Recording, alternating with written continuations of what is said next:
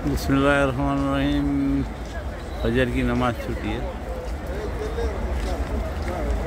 और मदीने सद गुंबद के सामने जन्नतुल बकी है। जन्नतुल बकी पे मैं खड़ा हूँ और जन्नतुल बकी जाऊँगा।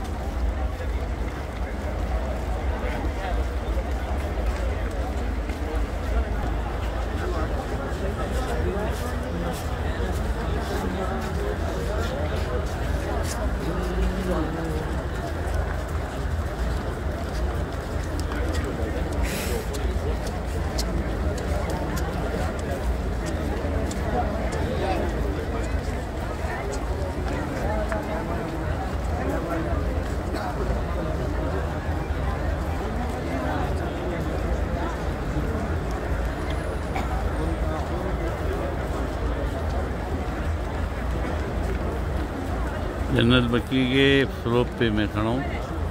सब्ज़ गुंबद सामने है और मैं जन्नत बकी में दाखिल होंगी इसी रास्ते से।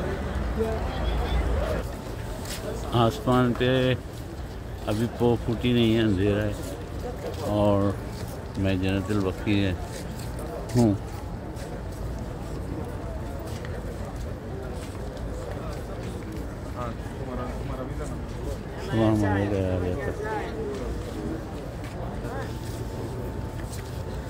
जन्नत बकी की कब्र हज़रत फातिमा ज़हरा रज़ियल्लाहु ताला अन्हा, चार इमाम।